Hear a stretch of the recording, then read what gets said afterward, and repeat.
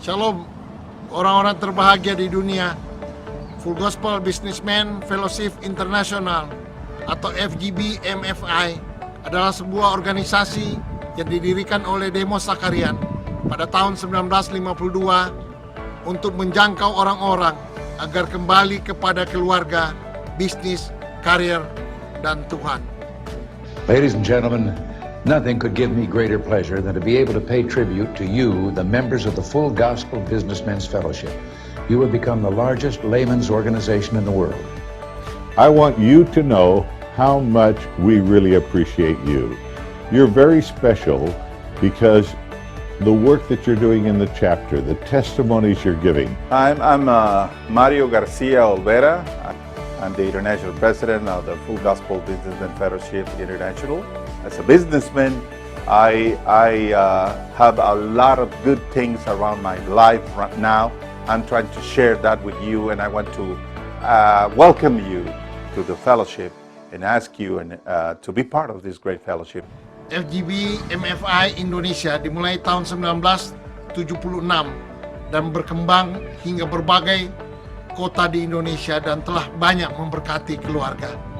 Saya Ardian Kristanto menyambut kedatangan Anda di dalam wadah ini. Anda akan bertemu dengan begitu banyak para pengusaha di Indonesia yang memiliki integritas yang tinggi. Kiranya melalui wadah ini, kehidupan Anda, kehidupan keluarga, bisnis, dan pelayanan Anda bisa menjadi berkat bagi begitu banyak orang yang membutuhkan. Ladies of the Fellowship adalah wadah kaum wanita di bawah naungan FGB MFI. Ayo para FGB Men, ajak istrimu untuk bergabung bersama-sama di wadah Ladies of the Fellowship atau LOF. Di wadah ini kita seperti masuk ke dalam sebuah bengkel.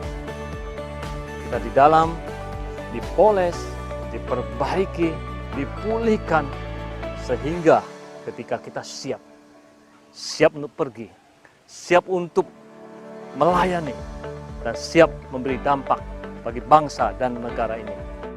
FGB MFI merupakan organisasi yang sangat tepat buat kita semua para pengusaha muda. Baik Anda yang datang dari kalangan profesional maupun entrepreneur, dengan memiliki lebih dari 8.000 member pengusaha di seluruh Indonesia maupun 80.000 para pengusaha member yang tersebar di lebih dari 130 negara di seluruh dunia. Anda dapat memperluas network Anda di dalam dunia bisnis melalui wadah ini. Menampingi perjalanan organisasi ini dengan kesaksian pria-pria dan wanita yang memberikan inspirasi bagi kehidupan masa kini. Di MFI Indonesia berpartner dengan pertama Palang Merah Indonesia mengadakan donor darah secara rutin.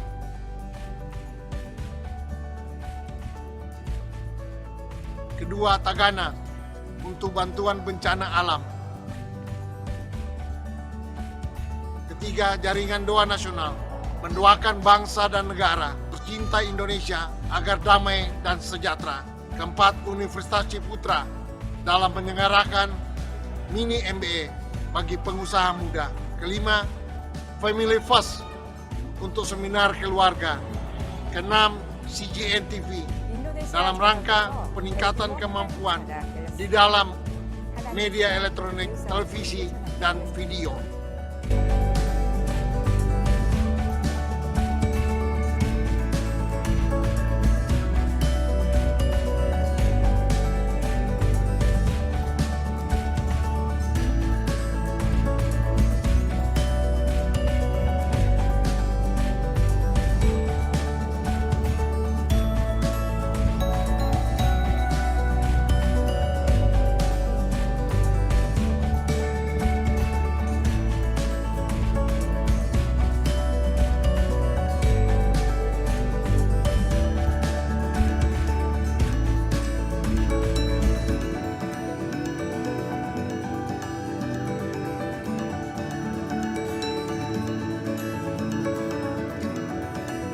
Informasi selengkapnya kunjungi website kami.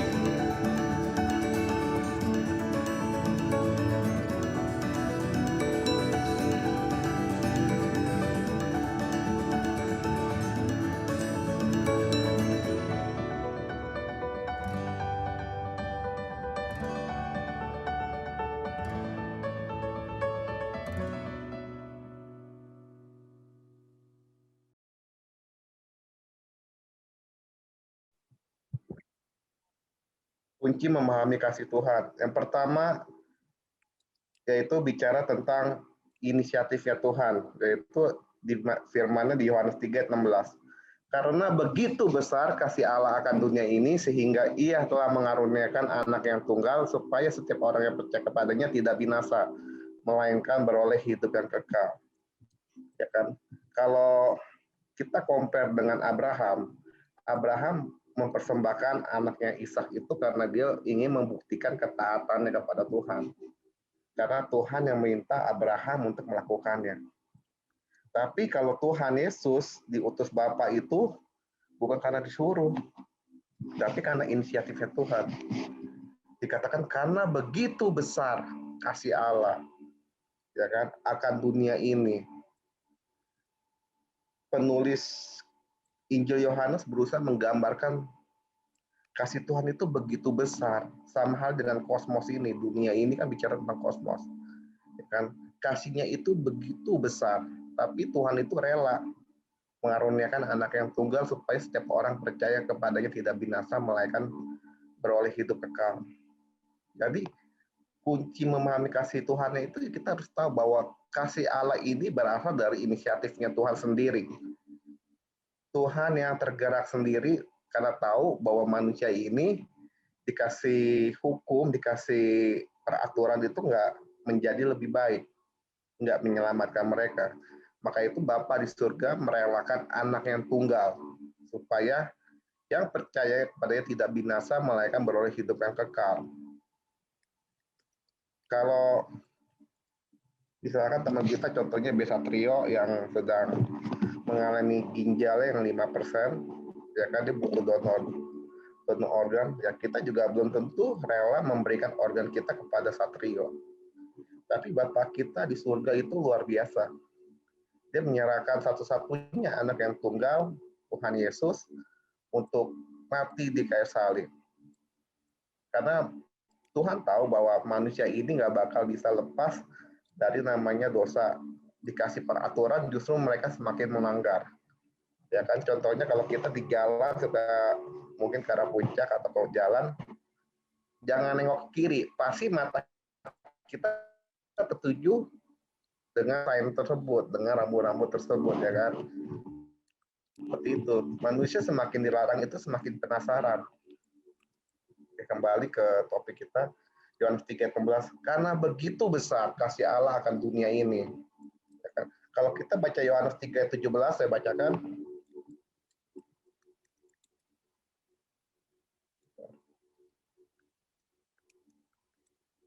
Yohanes 3:17. Sebab Allah mengutus anaknya ke dalam dunia bukan untuk menghakimi dunia, melainkan untuk menyelamatkan oleh Dia. Tadi saya sempat singgung, orang nggak bakal pernah bisa bertobat kalau kita hakimi. Gitu. Orang bertobat karena Tuhan Yesus penuh dengan kasih. Jadi kalau kita memahami Tuhan itu sebagai Tuhan yang bagaimana? Tuhan yang penuh kasih, apa Tuhan yang pemarah, apa Tuhan yang butuh sokokan, apa Tuhan yang kasih, atau Tuhan yang pendendam. Contohnya begini, dulu ini saya merasa salah satu orang yang berusaha menyenangkan Tuhan dengan perbuatan saya. Tuhan senang nggak perbuatan kita baik? Ya senang. Gitu. Tapi ada satu titik di mana saya merasa tertuduh begini. Jadi waktu itu saya lagi naik motor dulu beberapa tahun yang lalu, mungkin sekitar 5-6 tahun, 7 tahun mungkin. Jadi daerah Kemanggisan ke arah Tanjung Duren itu ada flyover, ada jembatan tuh gelap. Jadi sebelum naik jembatan itu tiba-tiba ada lobang. Ada lobang, malam-malam jam 7 habis hujan gerimis gitu, saya waktu itu pulang, saya hajar itu lobang, jatuh terprosok. Terus selama perjalanan saya mikir, kok saya bisa jatuh, kenapa ya? Terus tiba-tiba terintimidasi. Oh, karena kamu itu udah nggak bayar perpuluhan, udah berapa bulan nih, udah bolong. Waduh, iya gue nggak bayar perpuluhan nih beberapa bulan nih. Tuhan marah nih sama gue gitu. Padahal Tuhan itu kalau kita kenal dengan baik, dengan benar itu, Tuhan itu bukan seperti ilah-ilah lain. Tadi saya singgung, kalau teman saya teman saya terikat dengan okultisme dulu, dia harus mempersembahkan sesajen supaya judinya menang. Tapi ketika dia tidak menyediakan itu, ya yang dipujanya itu, yang disembahnya itu, nggak kasih dia kemenangan, justru hancur, rugi, habis. Harta habis, aset habis, seperti itu. Apakah Tuhan yang kita kenal seperti itu?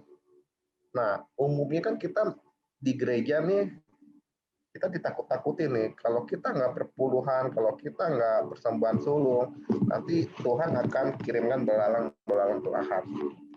Tuhan akan kirimkan kutuk. Tuhan akan kirimkan kita bala. Sebenarnya masuk akal nggak sih kalau kita melihat Tuhan yang seperti itu, tapi kalau kita baca Yohanes 3 ayat 16, Tuhan aja kasih anaknya yang tunggal, yaitu Yesus Kristus, supaya kita ini selamat. Masa iya Tuhan yang sama kasih kita kutuk, Tuhan yang sama kasih kita bala-bala atau hukuman-hukuman seperti itu. Nah, tapi kan di perjanjian lama itu ada. Iya, betul. Maka itu kita harus bisa melihat di mana kita konteksnya berdiri. Kalau selama di dalam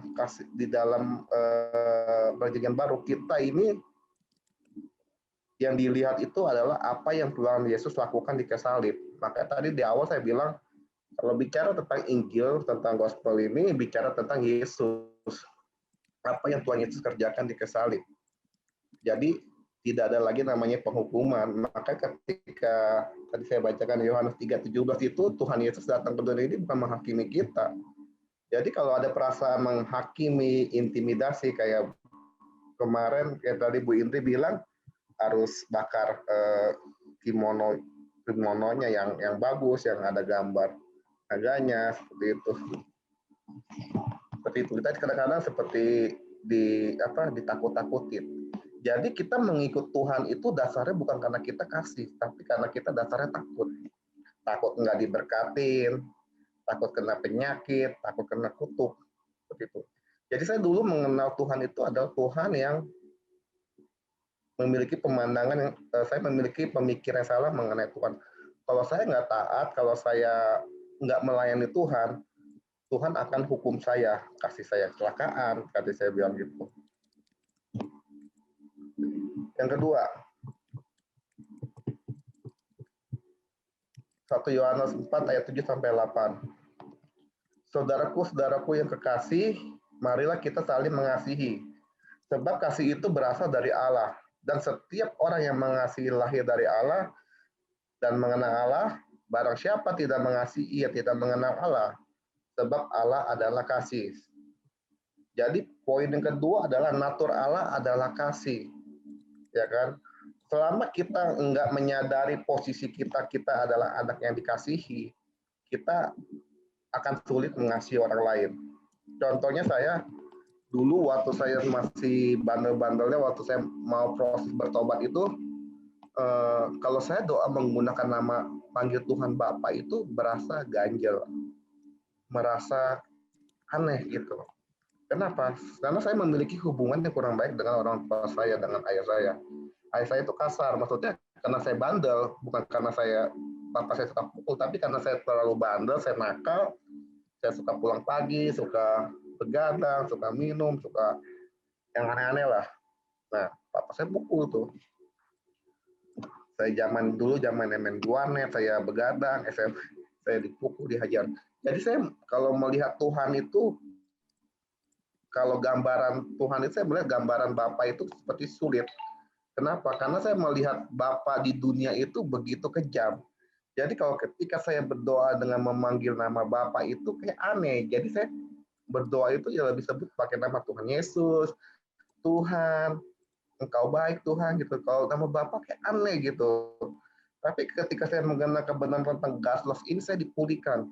Bukan sekedar hati saya dipulihkan, tapi paradigma saya atau sikap saya ke ayah saya berubah.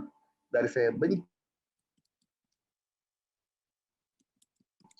saya kesel, tapi ketika saya mengenal, kalau ditanya ada dendam nggak sama papa? Udah enggak. Padahal dulu mobil papa saya pecahin kacanya mobilnya karena saya kesel. Saking kesel, saking saya bantu, saya berantem. Tapi ketika saya mengenal God's love ini, Tuhan benar-benar ubahkan saya. Jadi kalau saya doa itu kan lebih suka panggil Bapak, karena saya melihat bahwa Tuhan Yesus begitu baik buat saya, sehingga saya melihat gambaran Bapak saya di dunia, meskipun Papa saya belum bertobat, Papa saya terbaik. Karena saya melihat Tuhan Yesus yang sudah mati di kayu salib untuk saya. Jadi saya melihat bukan Papa saya lagi di dunia, tapi saya melihat apa yang telah Yesus lakukan dalam hidup saya.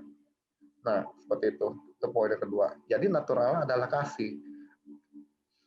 Kalau kita lihat pelayanan Tuhan Yesus, semua itu didasarkan kasih. Contohnya saya singgung mengenai seorang perempuan yang ketangkap berzina pada siang hari. Kenapa cuma perempuan yang berzina yang ketangkap? Prianya kemana? Sudah pasti emang jelas kan di Alkitab juga menjelaskan bahwa orang-orang Farisi ini sedang menjambak Tuhan Yesus. Karena kalau dalam hukum Taurat itu, kalau orang ketangkap berzina itu harus dirajam. Pasangannya, udah pasti dua-duanya, nggak mungkin sendiri. Nah, kebetulan ada Tuhan Yesus di sana dipancing. Guru, ini perempuan ini ketangkap berzina, apa harus kita lakukan? Ya kan? Apakah Yesus ini akan merajamnya? Apa Tuhan Yesus mengampuninya? Karena pengikut-pengikut Yesus tahu bahwa Yesus ini adalah orang yang penuh dengan kasih. Dia nggak suka menghakimi, dia menolong yang lemah, dia membebaskan orang dari sakit penyakit, mengusir setan. Prinsip pelayanan Yesus adalah kasih. Gitu. Jadi ketika Yesus dihadapan dengan ini, dengan hikmat ilahinya, Tuhan cuma bilang, barang siapa yang tidak pernah berbuat dosa, silakan merajamnya. Ya kan? Sedangkan akhirnya semua orang dari yang tetua sampai yang muda ini semua mundur. Tidak ada yang berani merajam. Tuhan Yesus pun tidak. Tapi seringkali kita di gereja atau mungkin kita melihat orang, kalau mungkin awal itu orang bertobat, orang berdosa, orang yang brengsek bertobat, kita bisa welcome. Tapi ketika orang itu udah bertobat tiba-tiba jatuh, kebanyakan orang itu menghakimi. Kok lu bisa sih jatuh gitu? Sedangkan kalau Tuhan Yesus dulu melihat orang yang memiliki 5 orang suami, Tuhan Yesus nggak menghakimi. Gitu. Justru dia menanyakan gimana kasihnya itu merubah orang. Sama hal juga dengan kasih Tuhan itu mengubah kita semua. Kalau kita mengenal Tuhan yang penuh kasih, bukan Tuhan yang pemarah, Tuhan yang penghukum, pasti hubungan kita dengan Tuhan itu pasti baik. Hubungan kita dengan sesama pasti baik. Hubungan kita pasti ke pasangan baik. Kenapa? Karena kita melihat Yesus hidup di dalam hidup kita. Kita melihat, oh ternyata Tuhan yang gua sembah ini berbeda ya dengan Tuhan-Tuhan yang lain. Kalau Tuhan-Tuhan yang lain, kalau gua nggak ini, pasti Tuhan itu bakal marah, harus nggak berkatin, dikutuk gitu. Poin yang ketiga adalah Roma 5 ayat 8. Nah, ini firman ini cukup sangat-sangat memberkati saya. Saya bacakan. Akan tetapi Allah menunjukkan kasih-Nya kepada kita oleh karena Kristus telah mati untuk kita ketika kita masih berdosa.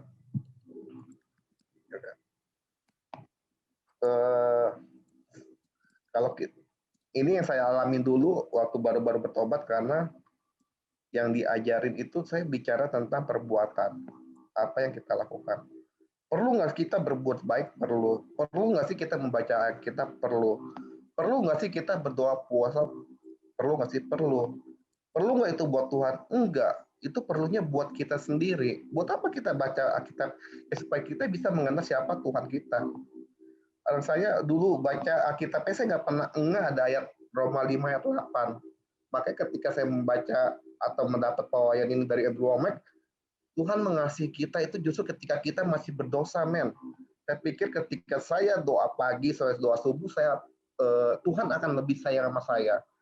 Ketika saya rajin perpuluhan, Tuhan akan lebih sayang sama saya. Ketika saya sering rajin doa puasa seminggu 2 kali, saya pikir Tuhan itu akan lebih sangat mengasihi saya.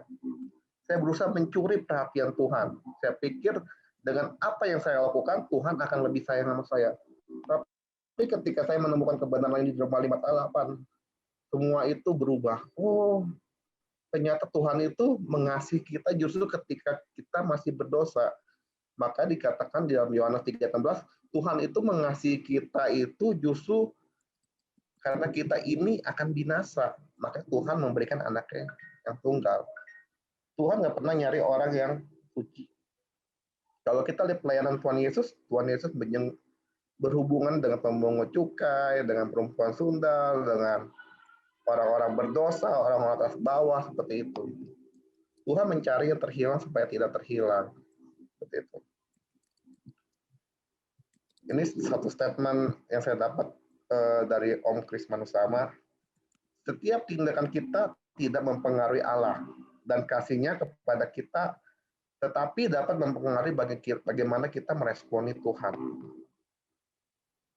Ya kan, tadi saya sempat bahas bahwa ketika kita melakukan sesuatu untuk Tuhan, itu tidak mempengaruhi kasih-Nya kepada kita. Tuhan tetap sayang kita, Tuhan cinta kita, justru ketika kita ketika masih berdosa, Tuhan itu mengasihi kita. Makanya Tuhan mau mati di kayu salib. Tuhan senang nggak kita berbuat baik? Ya senang. Kita ada buahnya. Tapi yang bermanfaat buat siapa? Buat Tuhan nggak? Enggak. Karena Tuhan itu udah mengasihi kita justru ketika kita sedang berdosa. Ketika kita masih naturnya berdosa. Seperti itu. Jadi kalau kita berbuat baik itu yang dirasakan ya orang lain. Orang lain bisa melihat perbuatan kita bahwa kita ada pengikut Kristus. Nah, tadi saya sempat bahas, kasih itu merupakan buah kita. Kalau buah itu pasti sudah bisa dirasakan. Ya kan? Kalau kita mengakar itu bicara tentang hubungan kita pribadi dengan Tuhan. Mengakar itu ke bawah. Tempat yang sunyi ya, kita nggak perlu gambar-gambar kalau kita ini orang yang intim dengan Tuhan. Orang bisa melihat buah kita dengan apa yang kita lakukan. Seperti itu teman-teman. Fokus kepada Tuhan sudah pasti menuntun kita kepada anugerah. Kalau fokus kita kepada condemnation, kepada penuduhan, pasti fokus kita itu kepada ketakutan. Pelayanan Yesus didasari oleh kasih. Salah satunya ini, memberi makan banyak orang, Tuhan Yesus menyembuhkan orang yang sakit, membangkit orang mati, semua dasarnya kasih. Kasih memotivasi kita karena Allah adalah kasih. 1 Yohanes 4:7-8, kasih mengubah kita dari ketakutan dan memerdekakan kita. Itu kalau saya belum mengenal tentang God's love ini, ya motivasi saya adalah takut atau saya mengejar berkat secara nggak sadar, karena yang diajarkan seperti itu. Kalau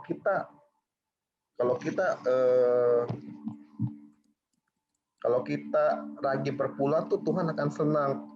Kalau kamu nggak berpuluhan, Tuhan itu akan kirimkan barang pelahap, Tuhan itu akan hukum kamu, Tuhan ini akan kasih kamu sakit penyakit, seperti itu. Make sense nggak sih? Di perjanjian baru Tuhan kasih kita otoritas untuk mengusir penyakit, Tuhan kasih kita otoritas untuk menyembuhkan orang yang sakit, mengusir setan, membangkitkan orang mati. Terus Tuhan yang sama kasih kita penyakit. Justru nggak masuk akal. Sebentar kita dikasih otoritas, tapi kita dikasih musuh. Apakah Tuhan seperti itu? Tapi kalau kita sudah mengenal God's love, ya kita akan tahu bahwa segala sesuatu yang baik itu pasti dari Tuhan. Kalau yang bukan yang baik itu pasti dari si iblis yang jahat. Gitu. Contohnya satu lagi, saya ini dulu sempat jatuh bangun dalam dosa. Sekitar 8-10 tahun yang lalu. Mungkin 2012, 10 ke 12 itu saya jatuh bangun. Jadi ketika saya mengikut Tuhan, saya putuskan untuk hidup di dalam Tuhan. Saya putuskan semua hubungan saya dengan teman-teman. Saya putus dari narkoba, saya putus dari dugem, saya putus dari minum-minuman, saya putus dari segala pornografi, dari segala Perjinahan, percabulan, saya putus total. Benar-benar putus, benar-benar nggak ada rasa pengen sedikit pun. Tapi ketika saya merasa sepi selama 2 bulan, 3 bulan nggak ada komunitas, dulu saya masih belum bisa bergabung dengan Full Gospel. Karena masih lama, 10 tahun yang lalu. Saya merasa kesepian, saya merasa hidup saya kok sepi ya, nggak ada teman ya, di rumah cuma sendiri, cuma nyanyi-nyanyi sendiri gitu. Akhirnya saya kembali main sama teman-teman, saya nongkrong lagi, saya ngobrol lagi. Awalnya cuma ngobrol-ngobrol, akhirnya kita coba minum-minum lagi. Terus akhirnya pergi dugem lagi, seperti itu. Jatuh bangunnya seperti itu. Terus bertobat lagi, jatuh lagi, seperti itu. Jatuh lagi, bangun lagi, jatuh lagi. Akhirnya saya merasa tertuduh, saya merasa terhakimi. Iblis masuk. Kamu tuh udah nggak layak lagi, tau nggak? Lu tuh udah kotor, lu tuh udah hina, lu udah mengkhianatin Tuhan. Ini kita ingin menyampaikan. Gimana?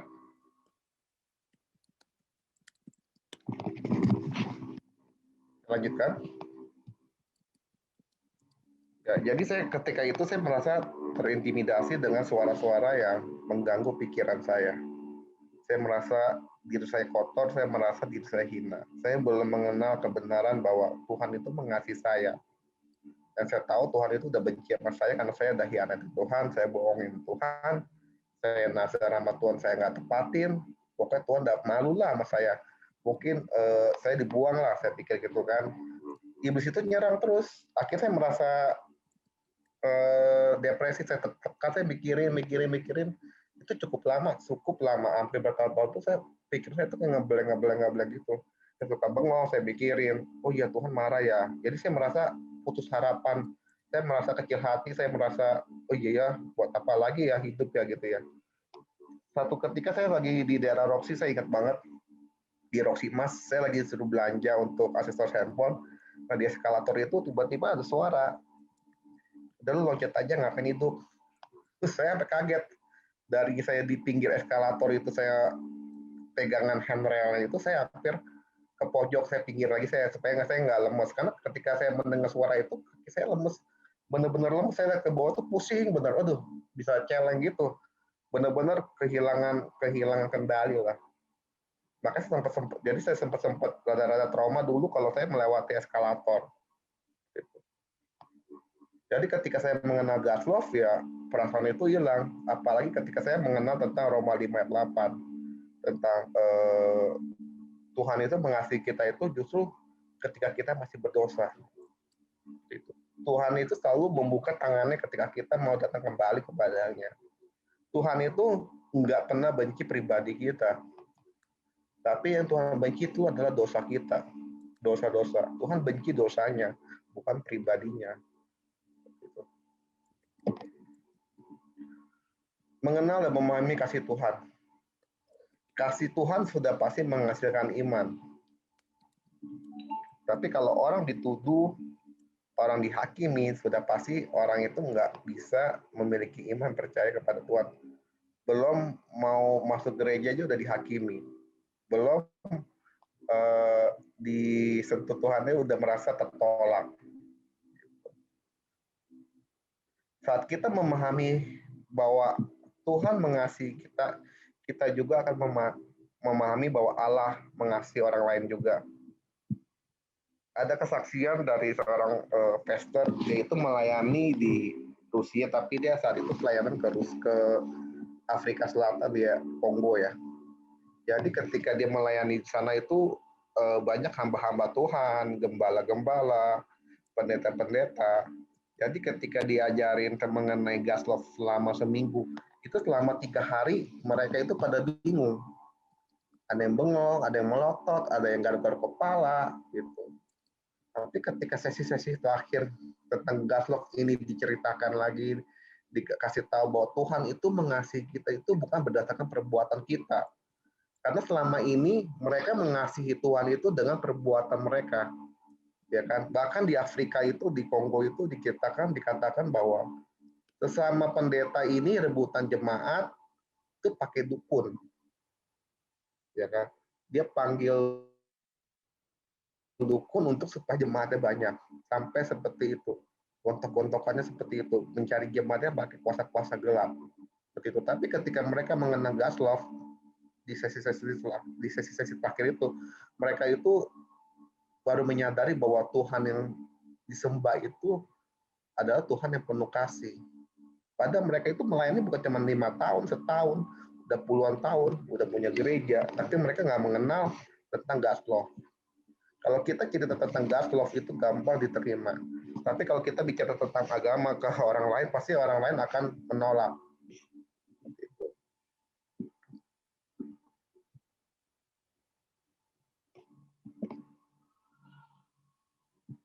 Mengenal kasih Allah memampukan kita dari godaan atau serangan.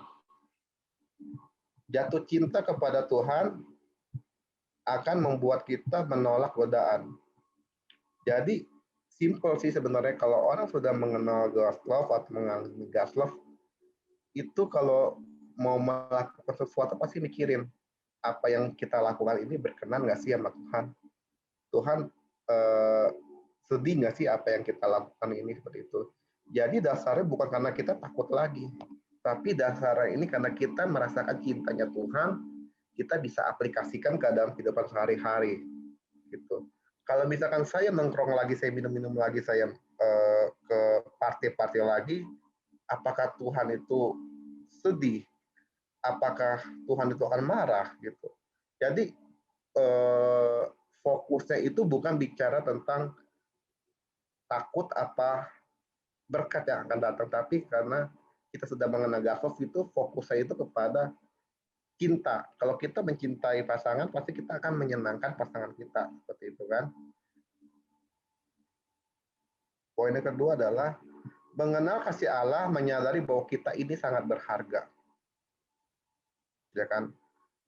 Kita ini sangat-sangat amat berharga. Kenapa? Karena Tuhan Yesus mau mati di kayu salib. Sangat berharga. Kalau kita nggak berharga, ya kita sama aja kayak Lucifer dibuang. Nggak ada keselamatan lagi. Nggak ada pertobatan lagi. Seperti itu. Kenapa kita berharga? Karena kita adalah memiliki gambar diri Allah. Kita diciptakan serupa dan segambar dengan Tuhan.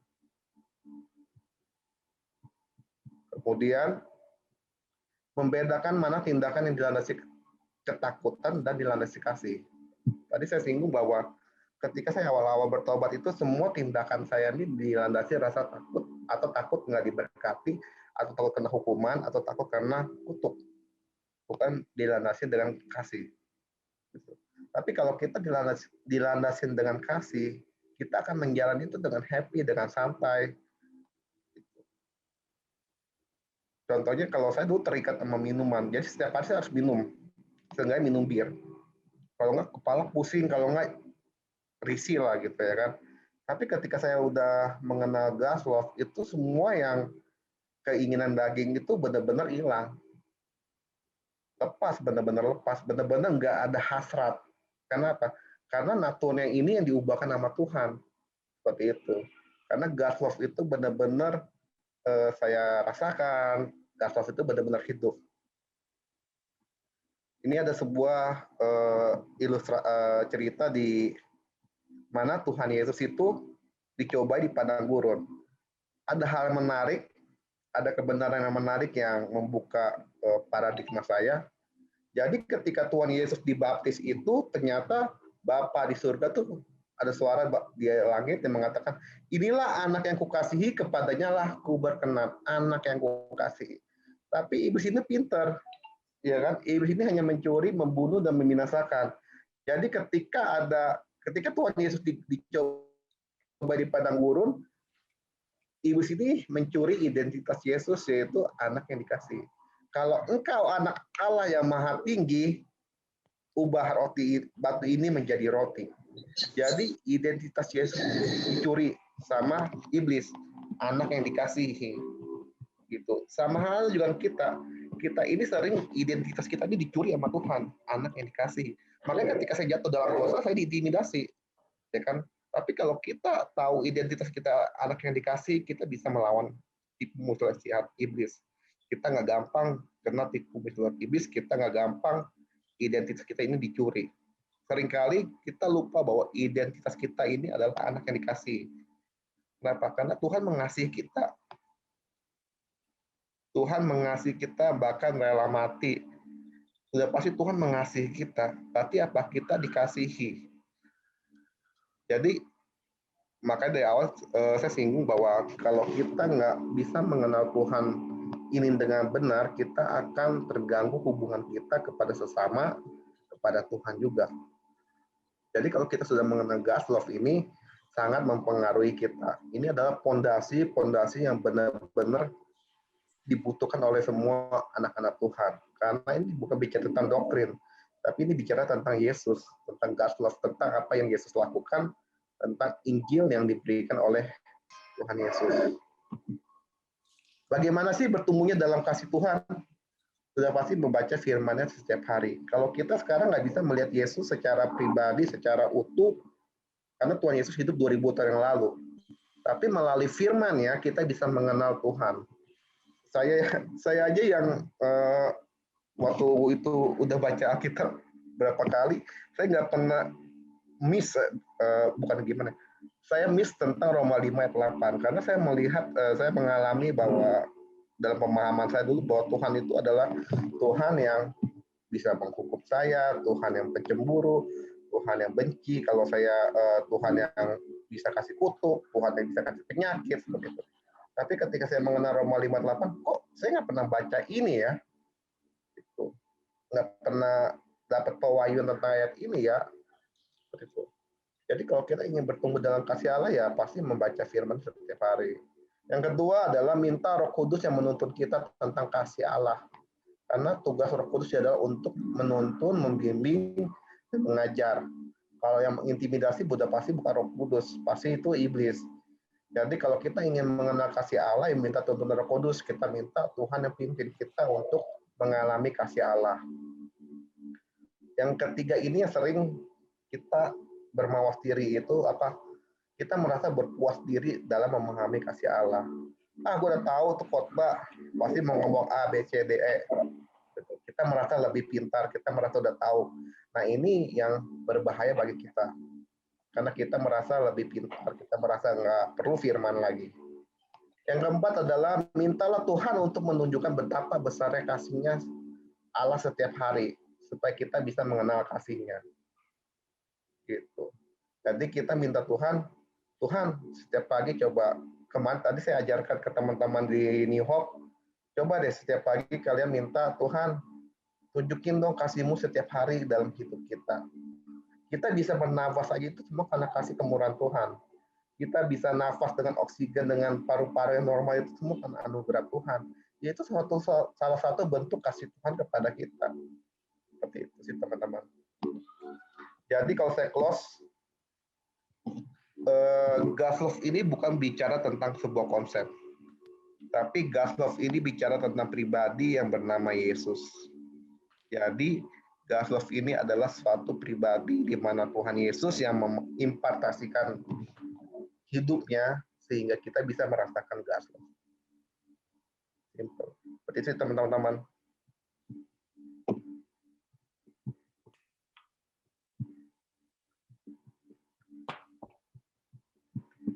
Demikian sharing dari saya, mungkin ada yang mau menanggapi atau komentar atau mau kesaksikan, saya persilakan. Terima kasih Fandi. Nah, sekarang kalau sebelum kita ini kita mungkin pasang foto dulu ya. Boleh ya? Kita dokumentasi dulu. Bentar, 1 menit. Oke, mau difoto ya?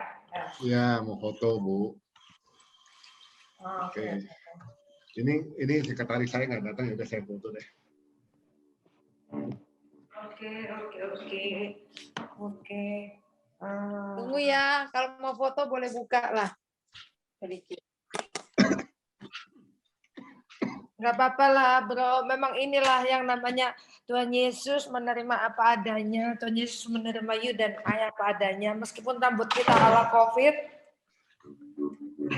God loves us as who we are. Ya kan? Ya. Amin. Mata bisa enggak, kalau nggak bisa nggak apa-apa. Joshua, Bisa Pak. oke, thank you Mata. Joshua sama Peter mungkin lagi sakit ya. Joshua bisa? Oke. Peter lagi sakit nggak usah lah, nggak apa-apa. By the way, Peter sakit COVID ya, nanti kita doakan. Oke, 1, 2, 3. Oke, makasih, nanti saya kirim fotonya. Oke, makasih. Yang Bu Mata silakan matiin lagi videonya. Soalnya kalau dinyalain, nanti dia terpental, nanti dia nggak balik lagi soalnya. Oke, makasih. Sharingnya bagus banget. Saya mau tambahkan sedikit ya, teman-teman ya. Sebenarnya yang apa dikatakan beliau itu benar sekali. Yang dikatakan oleh pembicara Andi itu benar banget. Saya by the way, teman-teman mungkin yang belum kenal saya, mungkin orang BHI 7 udah.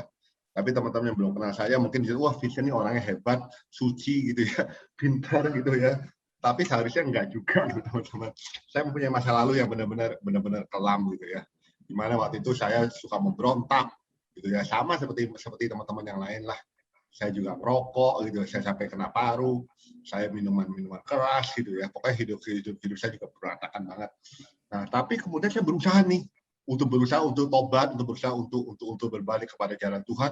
Nggak gampang loh. Saya dulu rokok itu parah banget. Saya rokok itu 1 hari itu bisa 1 bungkus Jisamsu dulu itu. Saya sampai paru saya itu hitam semua dulu karena bronkitis. Tapi pada waktu saya sadar bahwa sebenarnya saya ini anak Tuhan. Saya ini anak Tuhan waktu saya kena krisis itu 98. Terus saya itu Tuhan udah saya nyerah Tuhan. Saya kalau pakai kekuatan sendiri saya nggak bakal bisa keluar dari lingkaran apa namanya kebiasaan buruk gitu ya. Nah itu kok tiba-tiba hilang aja. Jadi istilah itu saya ibaratkan seperti Tuhan seperti api yang menghanguskan. Kalau kita baca di Alkitab kan kita ngomong Yesus itu Tuhan seperti api yang menghanguskan. Jadi orang yang mendekat pada Dia itu akan berhadapan dengan kesucian Allah, kemahabesaran, kemahakuasaan Allah. Sehingga segala dosa yang kita ingin lakukan tiba-tiba lenyap gitu aja. Hilang gitu aja. Jadi saya tanpa berusaha, tahu-tahu, pikir kok lucu ya, sudah nggak minum, sudah nggak ngerokok, tanpa ada upaya dari saya. Dulu, wah, saya masih berpegang teguh pada kekuatan saya, nggak bisa, saudara. Susah sekali untuk lepas daripada itu. Ya, itu yang saya mau tambahkan. By the way, ini kalau saudara-saudara kepingin untuk nambah ilmu pengetahuan tentang Alkitab, boleh tuh ikut si Andrew Womack. Saya waktu Andrew Womack baru pertama kali masuk ke Indonesia, itu saya ikut. Saya angkatan kalau nggak saya angkatan pertama atau angkatan kedua dari Andrew Womack. Sekarang mah enak saudara, masih ada terjemahannya bahasa Indonesia. Waktu zaman saya dulu kagak ada bahasa Inggris. Dan bahasanya logat Texas lagi. Logat Texas kan saudara tahu kan logat Texas setengah mati dengerinnya. Ya. Aduh, susah saya dengerin. Tapi sekarang sudah diperbarui. Itu aja. Jumat ini ya, tadi ya, Andrew Womack akan bicara di Jakarta ya. Sabtu malam jam 8. Ya, tolong nanti Markus tolong bantu saya share ininya ke BHI 7 ya Markus ya. Oke. Ya nanti teman-teman dari BHI 7 mungkin bisa linknya itu bagus banget. Saya sudah daftar. Saya agak gaptek saudara. Jadi mesti di guide sama si Fandi. Ini gimana cara daftarnya? Saya juga bingung. Saya juga di email dari Andrew Womack juga. Iya, tapi anyway, ikut aja itu bagus banget. Karena kita benar-benar akan belajar mengenai kasih karunia Allah. Sesungguhnya itu apa? Kasih karunia itu sebenarnya kuat, saudara. Banyak orang mengatakan Allah itu lemah. Allah itu terlalu tergantung pada kasih karunia. Sebenarnya no. Kasih karunia itu very powerful. Tapi jangan sampai kita akhirnya menghina, meremehkan kasih karunia Allah, sehingga kita melupakan keadilan Allah. Itu yang bahaya, saudara. Yes. Itu yang bahaya. Itu yang mesti saya ingetin teman-teman sini. Oke, dari sini saya mungkin ada yang mau tambahkan. Kalau saya pribadi ya. Indri, silakan. Ya, saya boleh tambahin sedikit ya, Bro ya. Silakan. Boleh, silakan. Saya senang banget dengan sharingnya Bro Fandi ya. memang kalau semua pengalaman yang tadi diceritain ya, kok kenapa kita bisa punya pikiran Allah tuh kejam, terus bla bla bla, itu memang kita semuanya pernah punya pengalaman Allah di bumi dan orang-orang yang terdekat kita. Ditambah menurut saya, karena saya kebetulan itu bertobat di tahun 95, itu memang ada beberapa pengajaran tuh yang sangat lebih galak daripada Tuhan sih menurut saya. Jadi kayaknya ya, ampun kalau saya bisa ngelewatin jalur lembah itu ya, aduh kayaknya. Makanya sekarang saya nggak tahu apakah cuma saya ngalamin apa enggak ya. Saya ngalamin ada, jadi disampaikan melalui mimbar tentang Allah yang secara hukum Tauratnya banget gitu. Jadi benar-benar if you do it akan terdapat ini. Jadi kayak ada step by step gitu. Yes. Ya saya setuju sih, tetap ada disclaimer untuk kita ada stepnya untuk bisa terima janji Tuhan ya. Cuman sekali lagi relationship itu kan nggak tergantung juga sama semuanya protokol-protokol itu. Saya betul-betul ngalamin mendengar dari mimbar sendiri, boleh dikatakan tuh kok kayak yang diberitakan tuh Tuhan itu mengerikan, terus kayak sihir gitu loh. Pernah nggak dengar istilah sihir di gereja yang kayak gitu-gitu? Nah itu saya ada sempat ngalamin setelah 7 tahun jadi Kristen. Jadi saya memang pertama kali motivasi saya jadi Kristen tuh tadinya kepengennya tuh suami saya bertobat gitu. Tadinya motivasinya. Kan motivasinya holy banget gitu. Gak ada yang salah dengan itu. Cuman gimana suami saya mau bertobat gitu. Karena dia itu ngelihat saya tuh kayak gila gitu. Dia tidur gitu kan. Terus saya tuh bisa kayak doa keliling lah. Dia lagi tidur saya doain keliling, saya tumpangin tangan. Tentu suami saya pikir gini, ini bini gue ya. Semenjak jadi Kristen kayaknya gila deh. Terus patung-patung dia saya pecah-pecahin. Ya yang ada bukannya dia bertobat, dia benci banget. Bener loh, dia tuh lagi tidur, saya tumpangin tangan. Ya tentu dia bangun kan, dia pikir saya tuh punya, entah mau ngapain apa dia gitu kan dalam pikirannya. It really happened. Sampai akhirnya di tahun ke-7, nggak ada hasil lah ya. Apa yang ditunjukin jadi Kristen kok kayak gitu. Bukannya perbuatannya yang real gitu. Jadi seolah-olah kayak tembok Jericho. Kan ada beberapa mungkin pernah nggak dengar gitu ya kesaksian. Oh pengen rumah itu, dia kelilingin rumah itu supaya jadi miliknya yang kayak gitu-gitu gitu. Itu lumayan gila sih. Kepengen mobilnya ditumbangin tangan, terus diperkatain. Tumpang-tangan, diurapin. Iya, ya ampun Yes, gitu. yes. Jadi saya I'm done with that. Saya sempat ada masa, saya pengen tobat Alkitab loh.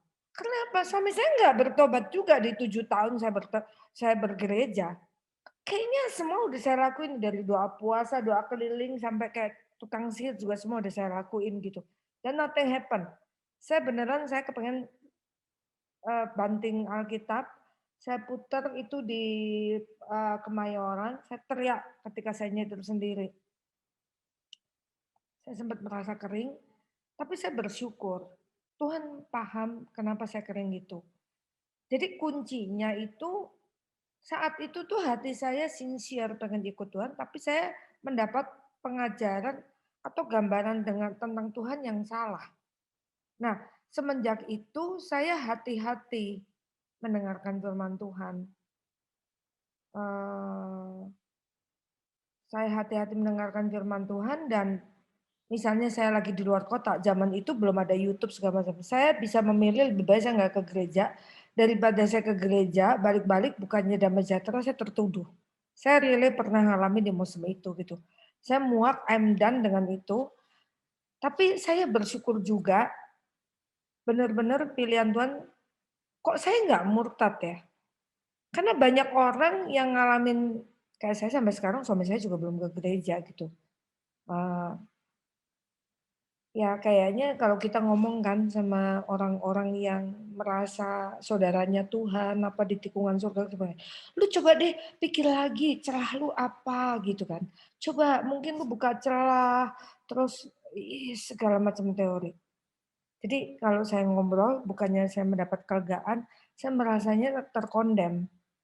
Nah, semenjak itu saya nggak mau lagi makanya itu, ya udah Tuhan nggak ngomong apa-apa, ya biarin aja. Terserah dia mau pakai ayat kayak segala macam, I don't care. Jadi semenjak itu saya hati-hati memilih makanan yang mau saya makan. So, tentang kasih Allah itu, honestly ya, karena memang dari mimbar itu kadang-kadang memberitakan tentang Tuhan secara salah sih. Itu kesimpulan saya pribadi. Maafin ya kalau kesimpulan saya salah. Saya bersedia dikoreksi kok.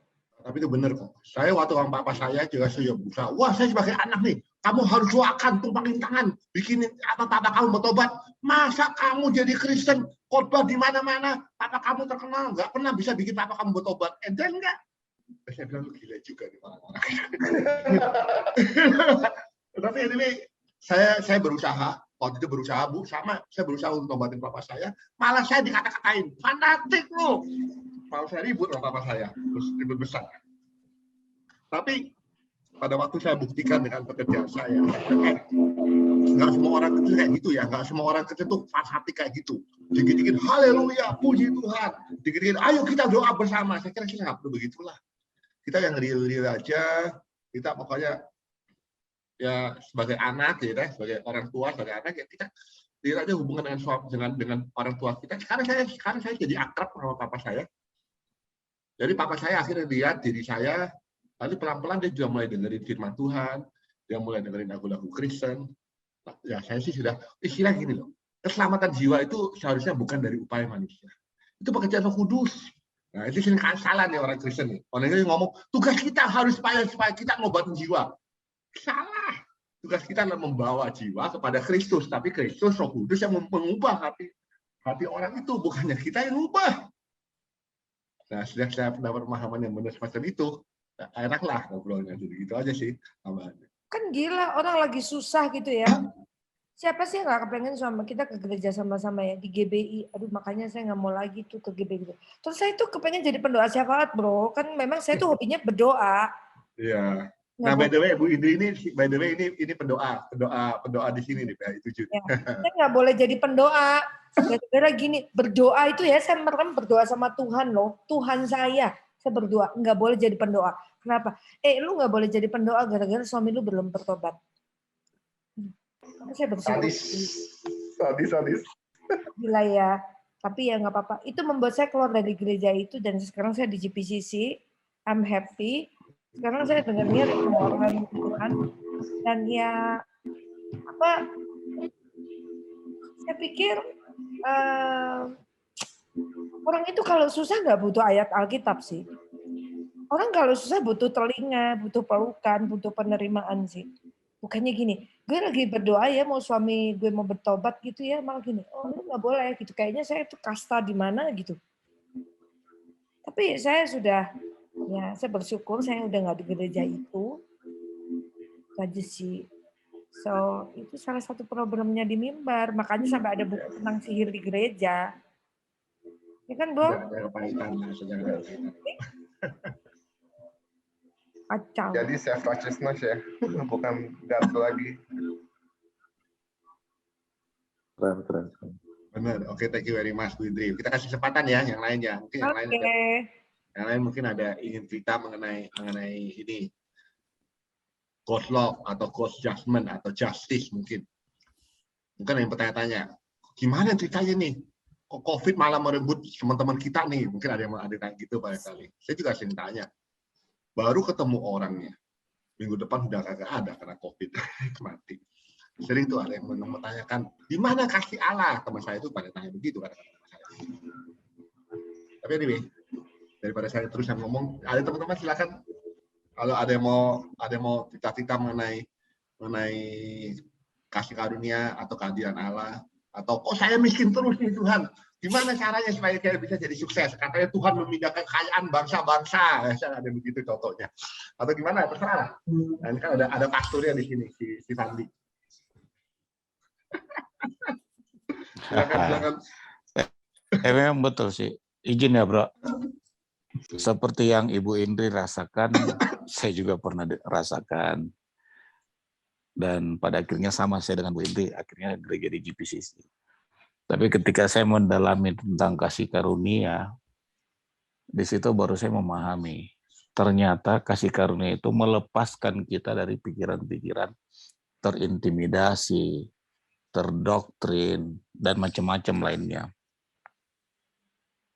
Selama belajar tentang kasih karunia, justru malah kehidupan jauh lebih berbeda, lebih berubah. Karena saya tidak merasa terkondem dengan hal-hal yang bicara tentang dosa dan dosa dan dosa. Padahal kan Yesus sendiri sudah mengampuni dosa kita. Saya mau tambahkan sedikit ayatnya Bro Fandi tadi. Saya dikuatkan juga di ayat Lukas 5 ayat 32. Tuhan bukan mencari orang benar, orang baik, orang suci, tapi Tuhan mencari orang berdosa supaya mereka bertobat. Nah, Tuhan itu mencari kita ini, orang-orang berdosa. Dulu saya sempat disampaikan seperti ini. Lo nggak bisa melayanin orang lah.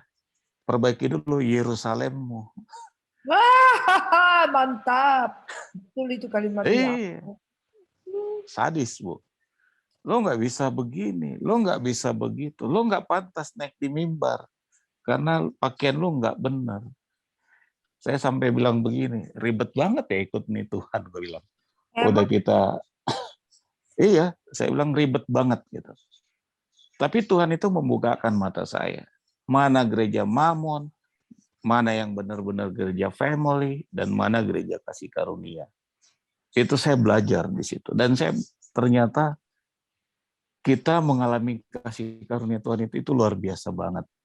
Karena Tuhan masih memberikan kita kesempatan untuk memperbaiki diri, menintrospeksi diri tanpa terkondem dengan apa yang ada di Alkitab. Kalau kita mau hidup di zaman hukum Taurat, berapa ratus dosa yang harus dibereskan. Dan belum tentu kita bisa kembali benar kan.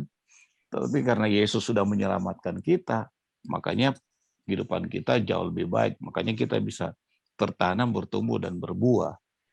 Nah itu yang saya rasakan selama ini. Dan pada akhirnya teman-teman saya melihatnya begini. Dengan kasih karunia, teman-teman yang Muslim senang banget kalau saya doakan. Atau mereka mendengar kesaksian hidup. Mendengarkan kabar baik. Jadi saya malah kepikiran bahwa semuanya ini bukan hanya karena harus kita bicara firman atau bukan, tapi orang melihat dari bagaimana kita berubah. Kita bisa bahasa kita dulu kasar seperti apapun, tiba-tiba bisa berubah pure menjadi lebih baik. Karakter kita pun, cara berpikir kita pun juga mulai berubah. Nah, orang melihat dari situ.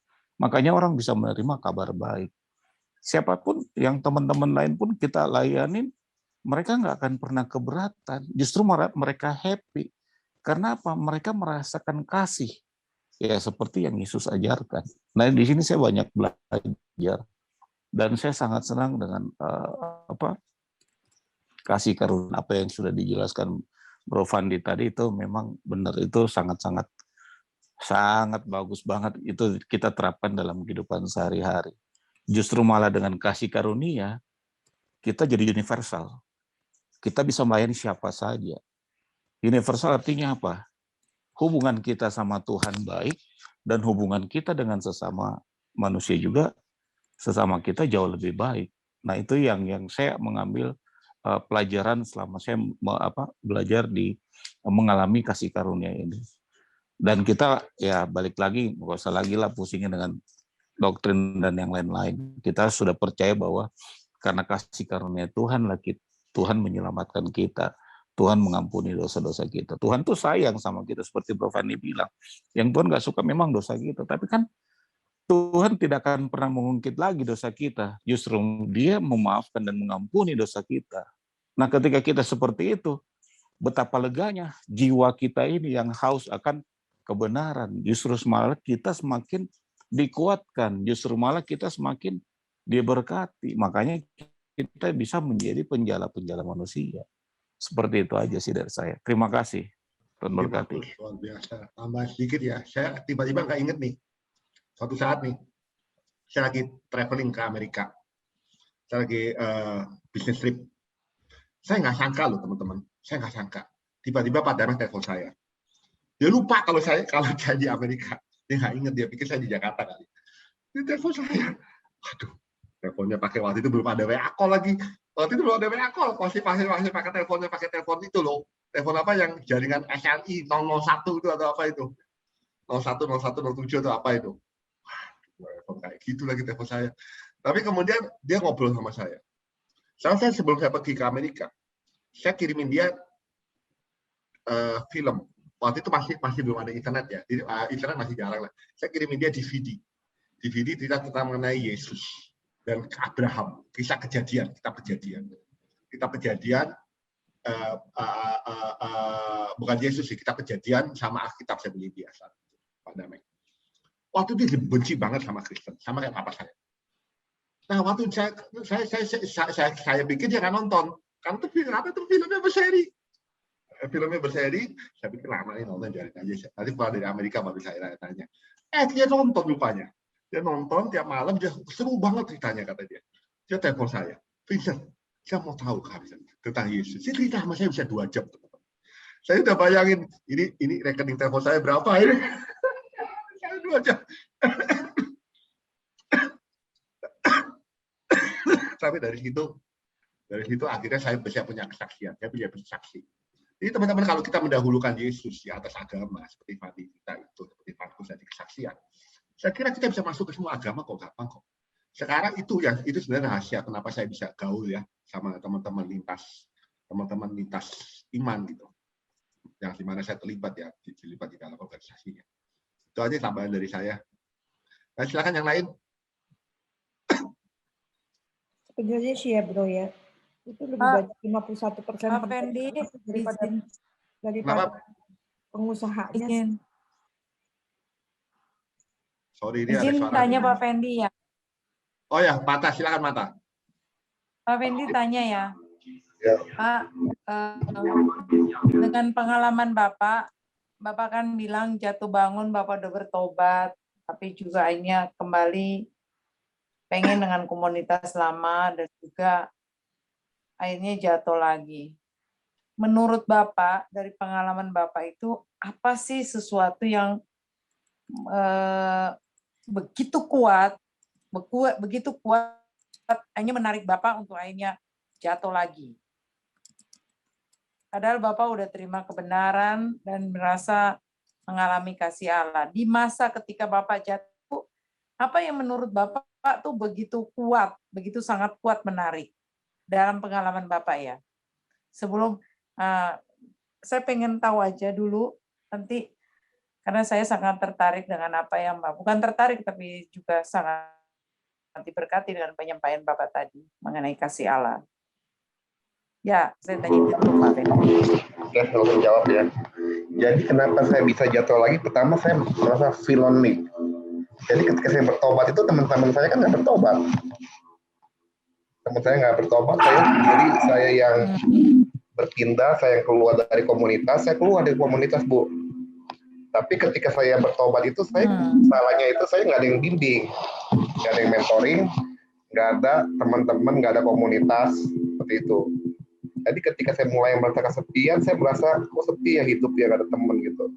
Saya jadi lupa akan kasih Tuhan di dalam hidup saya. Saya melihat diri saya itu sendiri, sepi, boring gitu. Jadi saya berusaha mencari kesenangan kembali dengan dunia, dengan teman-teman.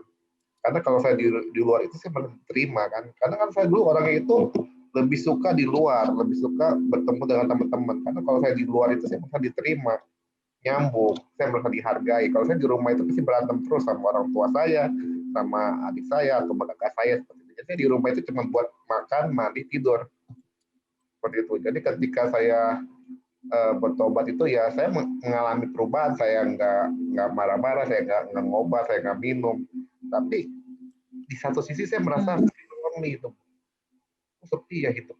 Kok sepi ya? Kok begini ya bertobat ya? Kok nggak ada teman ya gitu? Jadi ya nggak ada yang mentoring juga, nggak ada yang bimbing, nggak ada komunitas.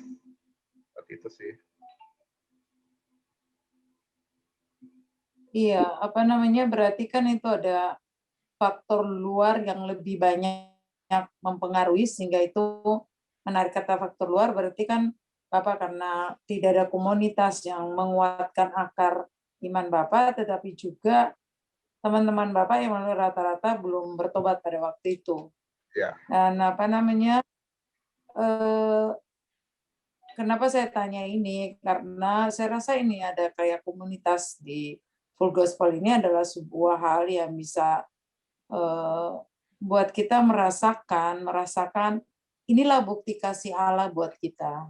Ya, kita dibawa pada satu komunitas yang seperti ini, inilah buktian daripada kasih Allah. Karena seperti kesaksian Pak Fendi tadi, kalau kita nggak ada orang-orang yang bisa menolong kita untuk berakar, ini akan membuat kita mengalami satu keadaan-keadaan di mana kita bisa kapan saja untuk bisa menjadi lemah. Apalagi di masa pandemi ini, banyak orang mulai mempertanyakan apakah kasih Allah masih bisa berlaku, sementara begitu banyak orang. Beberapa 2 minggu lalu saya ditelepon setengah 12 Papua, dan saudara saya nangis, antara nangis, mau tawa, merasa gila.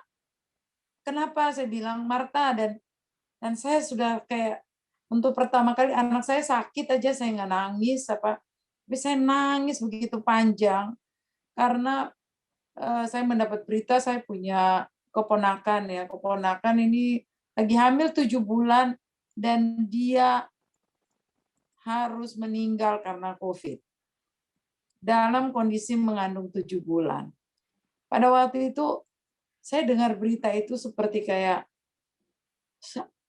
saya mau tanya, tapi saya tinggal mau teriak juga seperti apa, tapi nggak mampu untuk bicara. Tapi saya langsung mengalami kasih Allah. Saya membuka hati saya teriak sama Tuhan, saya bilang saya butuh kasih-Mu. Saat ini saya butuh kasih-Mu. Saya nggak butuh yang lain. Saya nggak butuh dinasehati, saya nggak butuh dikasih saran, saya nggak butuh apapun. Saya butuh kasih-Mu, Bapak. Saya butuh Engkau saat ini. Saya nggak bisa telepon suaminya, dan saya nggak bisa apa-apa. Karena saya rasa kayak, saya membayangkan anak ini sangat dekat dengan saya. Dia mau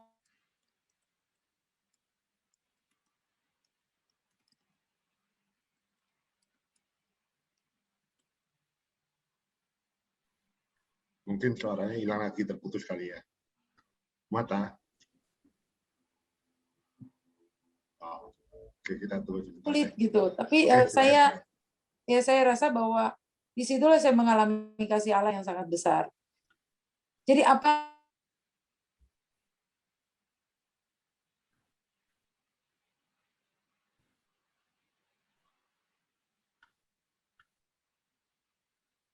Halo, Bu. butuh? Bu. Saya kira ya. Ya, silakan lanjut, Bu. Ya, jadi bicara kasih Allah, apa yang dialami oleh saya bisa berbeda dengan yang dialami Pak Fendi, bisa dialami berbeda dengan Bu Indri, berbeda dengan Bro Markus dan yang lainnya, Pak Vincent. Tetapi masing-masing kita, dia tahu kadar kita sebagai anaknya untuk mengalami kasih-Nya.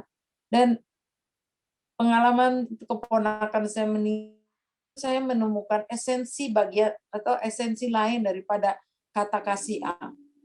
Karena saya mulai merasakan betapa bagaimana Paulus sampai mengatakan apapun yang dia alami dianggap sampah, bahkan kotoran manusia. Kenapa? Karena dia mengalami kasih yang sejati, kasih yang kapanpun bisa mengisi bagian yang paling utama di hidupnya dia. Dan hari-hari ini tuh saya dan anak-anak sedang menyelesaikan kitab surat Roma. Dan itu yang membuat saya semakin menemukan bagaimana pribadi seorang Paulus yang bisa menggambarkan tentang kasih Allah yang sungguh luar biasa ya. Jadi kalau bicara kasih Allah itu ya Pak Fendi sudah sampaikan tadi, itu ini bagaimana kita menerima kasihnya itu dulu ya, kuncinya itu dulu. Kalau kita nggak terima kasihnya, kita nggak akan pernah rasakan itu, kasihnya yang sangat amat besar. Dan bagi saya yang kedua adalah bahwa kasih Allah kepada kita itu kadarnya sangat-sangat unik, karena buat saya bisa saja berbeda dari keluarga, dari Bro Markus dan yang lainnya. Ya, terima kasih Pak Wendy, karena ini mungkin bisa jadi berkat buat kita, bukan mungkin, pasti jadi berkat buat kita semua juga. Tapi kalau bicara soal pandemi, yaitu pengalaman dari ponakan saya ini bikin saya kayak, oh saya nggak bisa ngomong, saya cuma teriak, Tuhan, Bapak, aku minta, aku butuh kasih-Mu. Aku butuh supaya aku bisa berpikir waras dalam menghadapi kondisi kayak gini. Saya kira itu ya Pak Vincent, saya bisa bagi. Tapi memang keren sih. Ya putus-putus ya. Ya, Bu Marta ini kehilangan suaminya, saya ingat waktu itu wow, luar biasa beban yang dia harus pikul gitu. Tapi dia masih tegar ya. Memang kadang-kadang kita harus belajar dari ketegaran seorang wanita, luar biasa ditanya. Pandi mungkin mau tanggapin, Pan? Aku ada kelupaan. Aku tadi ingat sesuatu kok.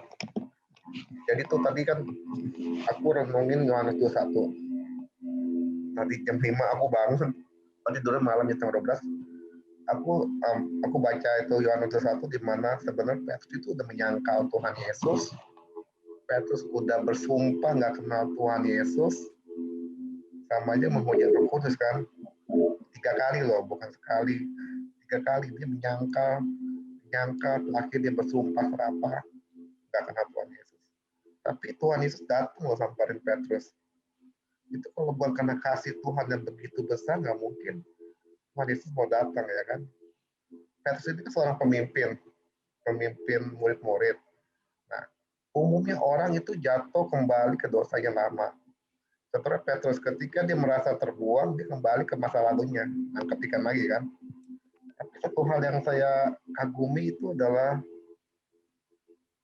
karena God's love, karena kasih Tuhan itu begitu besar buat Petrus, ya kan? Tuhan nanya loh, Tuhan nggak hakimin. Terus lu kemana lo? Lu kok nggak hakimin gua? Lu kok ninggalin gua? Lu kok nyangkal gua? Enggak loh. Tapi Tuhan nanya, Petrus, apakah engkau mengasihiku? Tuhan nanya gitu. Apakah nanya yang 3 kali itu, Petrus, apakah engkau mengasihiku? Sampai 3 kali kan saya baca itu, saya renungin. Terus setelah itu Tuhan Yesus bilang, gembalakanlah domba-dombaku. Saya sampai tadi pagi sampai nggak satu keluar mata, saya memang gila, Tuhan itu benar-benar kasihnya itu benar-benar melimpah. Kasihnya itu bukan melihat status kita kan. Petrus sudah menyangkal tapi Tuhan masih rela loh, Tuhan mau loh. Akhirnya apa? Petrus itu akhirnya ketika dia merasakan kasih Tuhan begitu nyata dalam hidupnya, ya kan, dia rela mati buat Kristus loh. Matinya disalib, terbalik. Kalau dulu Tuhan Yesus mau disalib, karena dia yang minta salib. Seperti itu. Jadi kasih ini merubah pribadi orang dari seorang yang penakut jadi seorang yang militan, dari seorang pengecut, dari seorang yang takut akan Tuhan. Benar-benar kasih itu yang mengubahkan sih. Jadi ketika tadi saya renungin Yohanes 1 itu ya emes banget gitu. Tapi kadang-kadang orang jadi pano. Untuk jadi hyper grace, justru kasih karunia itu harus hyper. Kalau nggak hyper, lu nggak bakal bisa selamat, men. Ya kan? Dosa lu itu lebih banyak daripada perbuatan baik lu. Berapa kali? Petrus menyangkal Yesus 3 kali. Alkitab menulis kalau barang siapa menghujat Roh Kudus itu dosanya nggak diampuni. Ini menyangkal Tuhan Yesus, menyangkal bersumpah. Udah berapa pelanggaran tuh, tapi Tuhan mengasihi dia. Itu kalau bukan namanya hyper apa kalau saya bilang. Nggak bisa dijelasin. Itu kan makanya kasih Tuhan itu begitu besar. Maka Yohanes itu nggak mungkin karena kosakatanya nggak ada kata hyper, dikatakan karena kasihnya begitu besar, nggak terselamin. Kasihnya itu benar-benar membanjiri gitu sih. Itu sih yang aku tambahin aja sih kok. Bro, belum closing ya. Silakan Bu. Ya, kalau saya melihat ini boleh suaranya. Benar. Kalau saya melihat orang yang sudah dengar belum, Bro? Dengar. Kalau saya ya merasa kalau misalnya kita jadi Kristen terus kita jatuh, terus kita bangkit lagi gitu, itu saya sendiri juga ya jatuh in a way ya, bukan Ya menurut saya ketika saya membanting Alkitab pun ya jatuh. Saat ini setiap hari juga kadang-kadang entah jatuh. Misalnya mengkoreksi motivasi hati atau segala macam. Bagi saya melihatnya perspektifnya itu untuk supaya kita tuh lebih perspektifnya lebih gampang menerima orang lain. Saya satu hal ya, kenapa saya tuh connect sama Bro Vincent itu in real way, maksudnya saya benar-benar ini nggak sekedar di klub ini. Saya nyaman kalau telepon di saat saya itu lagi mau gila, mau apapun. Karena menurut saya gini, dia pernah dosa, udah ngaku. Terus apa ketika saya ngomong, bro, kayaknya kayak pengen ngapain gitu. Ya santai aja, itu is part of human. Tapi ya istilahnya itu yang membuat kita itu bisa menerima orang lain sih kalau saya. That is why saya easy untuk ngomong ke you, sebab you tuh udah berkali-kali jatuh dalam dosa sih bro. Kalau saya ya. Jadi saya melihatnya dengan cara seperti itu. Jadi kalau misalnya ya saya ngadepin pendeta yang terlalu suci, yang galaknya ngelebihin Tuhan gitu. Jadi kayak gitu. Saya malah takut loh kalau deket kayak gitu. Mau konseling aja kayaknya gue udah kepental melalui urapannya. Salam, Bu. Hah? Nggak, silakan Bu. Enggak, kalau misalnya saya ketemu orang yang terlalu holy ya, saya nggak bisa crack open my life loh. Makanya kalau misalnya kayak gitu tuh kayaknya, ini kalau bahasanya yang itu sekali gini, belum saya udah kepental nih sama urapan dia gitu. Ini real life yang harus saya hadepin misalnya ya, yang misalnya proses perizinan saya yang tertunda segala macam, itu kan real deal.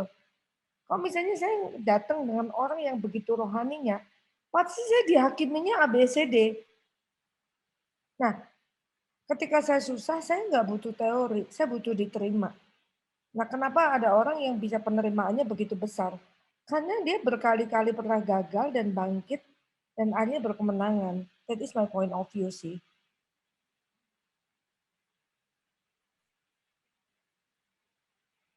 Amin. Terima kasih Bu Indri. Oke. Erwin, welcome Erwin. Saya belum sapa Erwin tadi. Oke, mungkin thank you very much. Ini topik yang sangat menarik ya. Dan saya itu benar-benarnya kasih karunia itu luas banget kalau di Pak. Itu real. Gitu. Ya. Tapi ada satu ayat yang ingatkan kita. Carilah Tuhan selama dia masih mau ditemui. Selama wajahnya masih mau ditunjukkan pada kita. Itu bukan berarti itu bahaya. Dalam arti gini. Kita ini kadang-kadang terlalu meremehkan kasih karunia itu saya takut. Kita anggap bahwa Tuhan itu kan maha kasih, Tuhan maha mengampuni. Dia pasti akan setiap kali kita berdosa pasti diampuni. Tapi akan tiba loh saudara-saudara masanya. Masanya di mana saya termasuk kena batunya, saudara. Saya terlalu meremehkan kasih karunia Tuhan. Saya pikir sama Tuhan akan melindungi saya. Sehingga saya tidak terlalu jaga prokes. Gitu. Itu yang kenapa waktu itu akhirnya saya kena COVID. Saya itu kenapa akhirnya saya itu gimana ya? Saya terlalu akrab gitu. Saya khawatirnya itu kita sebagai manusia saya terlalu akrab dengan Tuhan. Itu bisa. Sehingga kita terlalu akrab lalu dianggap badi, dianggap tanpa apa. Jadi kita kehilangan rasa hormat kepada Allah. Itu yang saya takut. Nah, kalau sepanjang teman-teman punya rasa itu, saya kira you are doing fine. Kita harus terus maju terus. Itu aja sih. Oke, saya kira kalau nggak ada tanggapan atau pertanyaan, kita close ya, karena teman-teman sudah pada live. Kita doakan satu-satu, kita doakan tadi Peter yang sakit, kita doakan Niki, puji Tuhan setelah berminggu-minggu akhirnya bantuan obat-obatan, bantuan vaksin, bantuan ventilator itu bisa terkirim batch pertama besok hari. Luar biasa, terima kasih ini bantuan si Niki sama pemerintah si Lubuk dan teman-teman. Siapa lagi yang kita mendoakan ya? Ada yang ingin titip doa mungkin? Saudaranya Bobby yang di Itali ya. Oh iya, siapa namanya itu ya? Ingat nggak? Nggak tahu, Cici atau adik perempuan ya? Cicinya. Cici.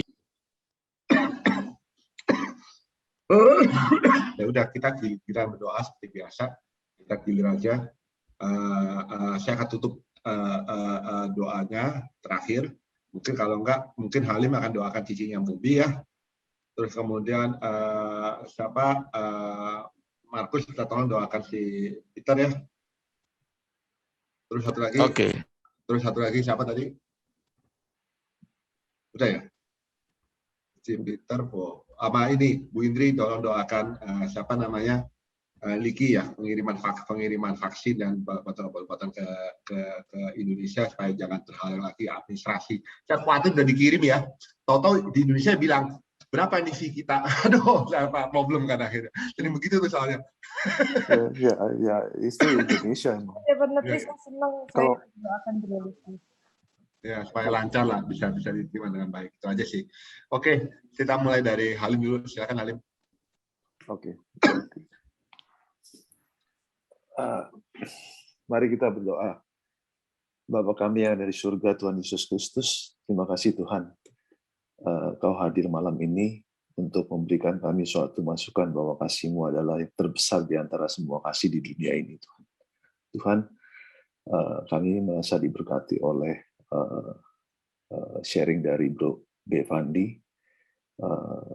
Kau pimpin acara ini dari awal, pertengahan sampai akhir dengan kesaksian semua teman-teman yang ada di sini juga yang sangat memberkati, dan kami percaya bahwa kasih itu timbul dari hati Tuhan, bukan dari kepentingan apapun. Tidak ada motivasi. Kau menurut kami, kami adalah kasih tanpa syarat, tanpa motivasi, tanpa sesuatu apapun, sehingga kasih itu bisa murni dan bisa menerima apapun yang ada kepada kita. Tuhan, saya khusus berdoa malam ini juga untuk cicinya Bro Bobi yang sedang mengalami suatu bencana di dekat Como, Italia, yang saat ini sedang dilanda banjir dan badai besar. Tuhan, berilah keselamatan, peliharalah beliau, dampingi beliau untuk melewati suatu ujian kecil dari Engkau itu Tuhan. Saya yakin, kami percaya juga bahwa satu keluarga oleh cicinya Bro Bobi bisa dilindungi dan dengan kuasa darah-Mu dan dibungkus oleh kuasa darah-Mu dan diberi kekuatan sehingga bisa melewati ujian tersebut Tuhan. Tuhan, kami juga sangat berharap bahwa Engkau membimbing kami semua yang ada di sini agar bisa mengenal kasih yang dari Engkau itu, yang benar-benar dari hati dan tulus Tuhan. Terima kasih Tuhan, saya serahkan kembali kepada Engkau agar kami besok bisa kembali bugar dan melewati hari ini. Jauhkanlah kami dari segala COVID dan bahaya apapun yang yang akan hingga pada kami dengan kuasa kasih-Mu itu. Dalam nama Tuhan Yesus Kristus, kami berdoa dan mengucap syukur. Haleluya. Amin. Amin. Silakan Markus. Bapa, kami berdoa malam hari ini Tuhan. Terima kasih atas segala kebaikan-Mu, di mana kami bisa berbagi kasih, mendengarkan kasih karunia yang begitu besar Tuhan dalam kehidupan kami. Terima kasih atas segala pengorbanan-Mu untuk kami Tuhan. Dan kami percaya Tuhan, pengorbanan-Mu di kayu salib sudah memerdekakan kami, melepaskan kami dari belenggu dosa, dan sudah menyembuhkan kami dari segala virus penyakit apapun Tuhan. Dan kami percaya Engkau turut bekerja dalam kehidupan kami. Tuhan, malam hari ini hamba berdoa untuk Bapak Peter di dalam nama Yesus. Bapak Peter sembuh dari COVID, istri dan anak dijauhkan dari virus ini Tuhan. Segala vitamin yang diminum, makanan, semua untuk tubuh jasmaninya, Tuhan sudah cukupkan. Tapi kami percaya dengan iman percaya, Bapak Peter dan istri dan anak sembuh di dalam nama Yesus. Ampuni setiap kesalahan kami Tuhan, berikan kami kesempatan untuk bisa terus melayani Engkau. Begitupun dengan Bapak Peter, kami percaya kasih karunia-Mu menyertai Bapak Peter, istri dan anak, serta keluarganya Tuhan. Amin. Tuhan, dia sembuh, dia menjadi pesaksi-Mu Tuhan, bahwa Engkau terus bekerja dalam kehidupan mereka, Tuhan. Bapa, kami juga berdoa untuk teman-teman kami yang mengalami sakit COVID ataupun keluarga mereka, Tuhan. Dalam nama Yesus, Tuhan, Engkau tolong mereka, Engkau berikan mereka kekuatan, kesembuhan terjadi dalam kehidupan mereka. Izinkan mereka, Tuhan, untuk bisa menikmati kehidupan lagi, Tuhan. Mereka bisa sembuh, sehat sempurna, Tuhan. Dan mereka bisa merasakan kasih-Mu yang begitu luar biasa. Dan mereka terus menyampaikan kabar baik. Dan Tuhan pasti sudah merancangkan yang terbaik buat kehidupan mereka. Terima kasih, Bapak. Kami serahkan semua teman-teman kami, B. Peter, istri dan anak beserta keluarganya, di dalam nama Tuhan Yesus. Di dalam nama Yesus kami berdoa mengucap syukur. Haleluya. Amin. Amin. Amin. Terima kasih Tuhan Yesus. Bapak, terima kasih giliran Bu Indri ya, kita doakan ini Ricky yang akan supaya vaksin dan obat-obatan dari Cina sampai ke Indonesia dengan diterima dengan baik. Silakan Bu Indri. Bapak, terima kasih. Engkau memakai teman kami Ricky, Tuhan, untuk melayani bangsa ini. Kiranya Tuhan Kau berikan kesehatan bagi Bro Ricky, kesehatan ekstra, hikmat ekstra, kesabaran ekstra menghadapi begitu banyak tantangan untuk vaksin dan obat-obat itu sampai di sini. Kiranya Tuhan apa yang dilakukan Bro Ricky ini ketika sampai di Indonesia sudah menjadi berkat dan bukan menjadi hal-hal yang dikomersialkan. Amin. Terima kasih Tuhan. Aku berdoa Bro Ricky dan keluarganya dilindungi dan dari sakit penyakit dan mendapatkan favor Tuhan. Terima kasih Tuhan, dalam nama Yesus aku berdoa dan bersyukur. Amin. Amin. Terima kasih Tuhan Yesus. Kau juga mau sertai Fandi ya Tuhan yang berkenan untuk hati pada hari ini. Menceritakan kembali itu bahwa Engkau adalah kasih. Engkau dari mulai itu ya Tuhan. Engkau itu mengasihi kami. Cuma kami saja yang tidak menyadari ya Tuhan bahwa Engkau adalah kasih. Kami selalu fokus kepada penghakiman daripada Allah. Bapa, maafkan kami ya Tuhan. Ampuni kami atau kami sering mengabarkan ya Tuhan agama kekristenan. Padahal ya pada Engkau ya Tuhan ingin supaya namamu ya dipermuliakan, bukan agamamu. Bapak surga, terima kasih atas kebenaran yang telah Kau katakan pada hari ini. Kau menyertai Fandi dan keluarganya, Kau berkati dia ya Tuhan. Bapak, Kau menyertai Tuhan setiap teman-teman ya Tuhan yang hadir pada hari ini, maupun yang telah meninggalkan acara ini ya Tuhan karena satu keperluan. Kau menyertai mereka semua. Amin. Mereka mengakhiri ibadah hari ini ya Tuhan. Kiranya Engkau ya Tuhan menyertai tidur kami, supaya kami bisa besok bangun kembali ya Tuhan, memuliakan namamu. Terima kasih Tuhan Yesus, kami serahkan acara selanjutnya. Amin. Yesus Kristus, syukur. Amin.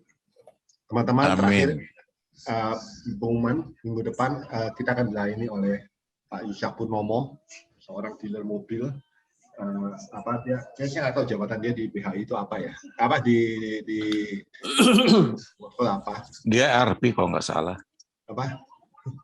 RP. RP ya. Okay. RP. Oke. RP DKI 5 ya. DKI berapa itu? 5. DKI 1. DKI 1, sorry. DKI 1 ya, Ishak Purnomo. Itu minggu kedua kita akan dilayani oleh Anton Anggoro. Anton Anggoro, dia akan mengenai kesaksian dia tentang fenomenal itu. Ya, minggu ketiga kita doakan, itu acara bersama BHI 17-18 Agustus. Kalau Tuhan berkenan, Tuhan izinkan, kita akan dilayani oleh Dr. Tirta Budi. Ini dan yang temannya BHK tuh langsung senyum BHK. Temannya BHK. Dan yang terakhir, minggu terakhir adalah giliran saya berbicara mengenai tahun pay debt. Kita akan memasuki September, kita akan memasuki tahun baru. Kita akan mencoba mencari tahu apa kehendak Tuhan di tahun berikutnya. Itu aja pengumuman dari saya. Terima kasih teman-teman atas hadirannya. Dan boleh request Pak, boleh? Silakan. Lain kali mesti cewek-cewek dong yang bersaksi. Oh, nanti giliran bro. Jadi setting kan Anton sudah minta dari kapan-kapan. Masa cowok terus. Di sini kan ada Cewek cewek. pernah lo, Bu Marta pernah. Oh ya, Bu Marta pernah ya. Sorry. Gimana sih lu? Tadi Bu Indri kesaksian lu nggak masuk, lu telat datangnya. Oh, gue yang telat. Oke, sorry. Ya udah nanti kita bikin lah. Nanti kesaksian nggak tahu kapan, tapi kali ini soalnya jadwal saya sudah bikin sampai Desember ya. Oke, siap. Nanti kita lanjut. Thank you. See you next week. Bye. Thank you, Bu Henry. Bro Fandi, thank you. Ya kan, thank you. Bro Joshua, Richard, thank you.